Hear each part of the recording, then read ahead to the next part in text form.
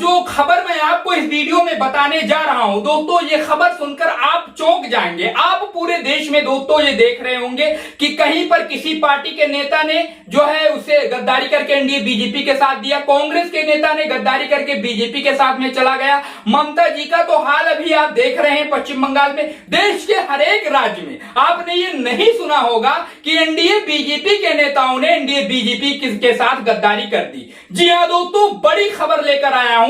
NDA BJP के 12 विधायकों ने एनडीए बीजेपी के साथ में खेला कर दिया है। जी हां दोस्तों, और हम इस खबर की जो है पूरी सच्चाई और पूरे प्रूफ, पूरे प्रमाण के साथ आपको दिखाने वाले हैं। कर्नाटक की बात है दोस्तों, और बड़ी खबर निकलकर सामने आ रही है। कर्नाटक में खेला हो गया है। जी हां, एनडीए बीजेपी के साथ में खेला हो गया है कर्नाटक में। कर्नाटक में राहुल गांधी की रणनीति ऐसी काम कर गई दोस्तों कि एनडीए बीजेपी का सुपड़ा साफ हो गया। जो वो सोच रही थी बिल्कुल वैसा नहीं हुआ, और इस वक्त एनडीए बीजेपी गठबंधन में दरार पैदा हो गई है।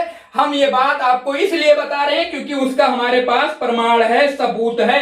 स्क्रीन पर आपके देख सकते हैं, हिंदुस्तान के हवाले से यह खबर मैं आपको बताने की कोशिश कर रहा हूं। देख सकते हैं, पढ़ सकते हैं। 12 विधायकों ने दिया बीजेपी को धोखा, कांग्रेस को मिले उम्मीद से अधिक वोट, एनडीए में दरार। जी हां दोस्तों, खबर की पुष्टि हिंदुस्तान कर रहा है कि बीजेपी एनडीए में कर्नाटक में दरार पैदा हो गई। आइए दोस्तों विस्तार रिपोर्ट की तरफ बढ़ते हैं।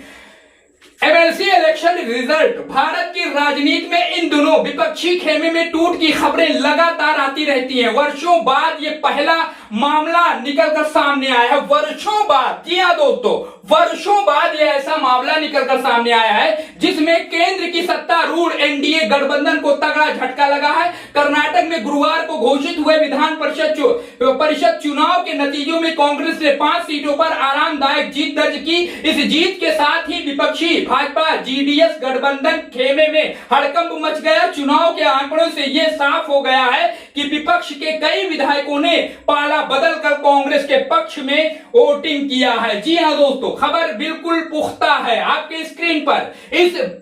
इस भीतर घात के बाद अब कर्नाटक में एनडीए के नेता अपनी ही पार्टियों में छिपे गद्दारों की तलाश में जुट गए हैं। चुनाव में गद्दारी के पुख्ता सबूत तो मिल चुके हैं, लेकिन गुप्त मतदान होने के कारण दोषियों का कोई स्पष्ट सुराग हाथ नहीं लग रहा है। अब आगे बढ़ते इस खबर पर।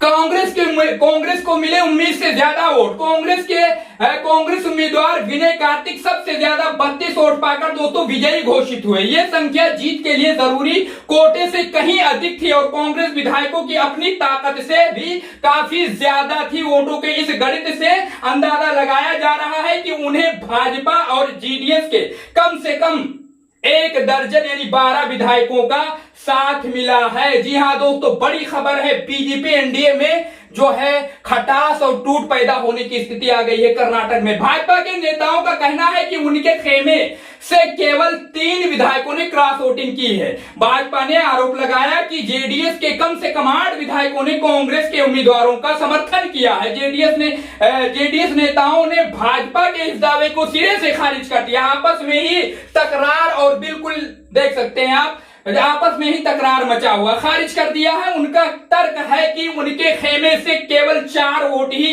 कांग्रेस को जा सकते थे, बाकी की पूरी मदद भाजपा विधायकों की तरफ से मिली है। कांग्रेस को शक के घेरे में आए बड़े नेता और बड़े नेताओं का जो है एनडीए बीजेपी के बड़े नेताओं के ऊपर शक जा रहा है। जी हां दोस्तों, इस उलटफेर के बाद जेडीएस के जीटी देवगौड़ा और एमआर मंजूनाथ तथा भाजपा के दिग्गज नेता रमेश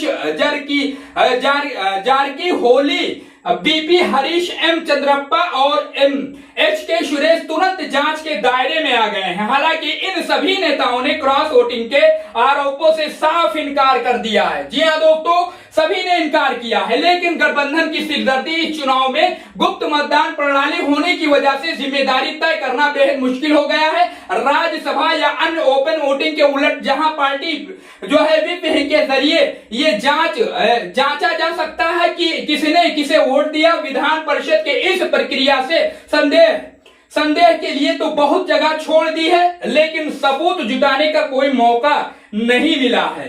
इस इस अनिश्चितता ने गठबंधन के भीतर अविश्वास को गहरा कर दिया है। प्रदेश भाजपा अध्यक्ष वी विजयेंद्र ने कड़ा रुख अपनाते हुए कहा है कि पार्टी इन गद्दारों की पहचान करेगी और इनके खिलाफ उचित कार्रवाई की जाएगी। दूसरी ओर जेडीएस के प्रदेश अध्यक्ष और केंद्रीय मंत्री एचडी कुमार स्वामी ने इस मामले पर कुछ भी बोलने से इनकार कर दिया है।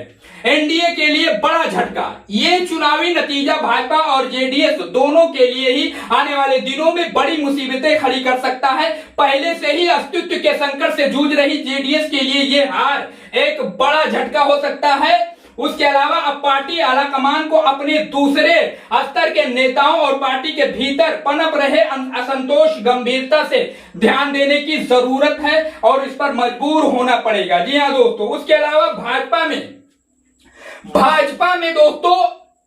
भाजपा के लिए ये भी परिणाम बेहद चिंताजनक है। इस बगावत से पार्टी के भीतर मौजूद असंतोष गुट को बल मिलेगा, जो लगातार ये दावा कर रहा है कि राज्य में नेतृत्व की कमी के कारण पार्टी भटक रही है।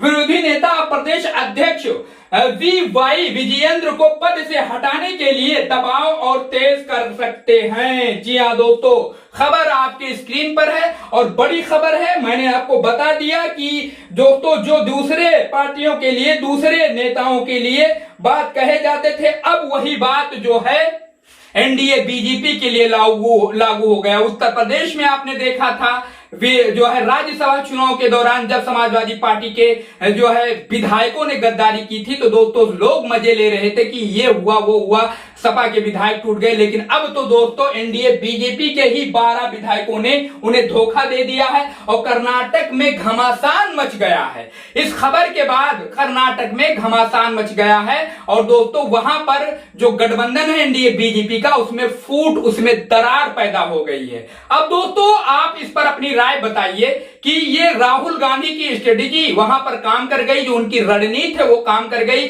और जो है एनडीए बीजेपी के विधायक उनके पक्ष में वोट कर गए और क्रॉस वोटिंग कर गए, उनके ज्यादा विधायक जो है सांसद चुने गए। दोस्तों इस पूरी खबर पर आप अपनी राय जरूर बताइए। क्या दोस्तों ऐसा ही कुछ मामला दूसरे प्रदेशों में भी देखने को मिलेगा? एनडीए बीजेपी में दरार देखने को मिलेगी, फूट देखने को मिलेगी? इस पर अपनी राय कमेंट बॉक्स में हमें जरूर बताइए। चैनल को सब्सक्राइब करिए दोस्तों और इस वीडियो को ज्यादा से ज्यादा शेयर करिए।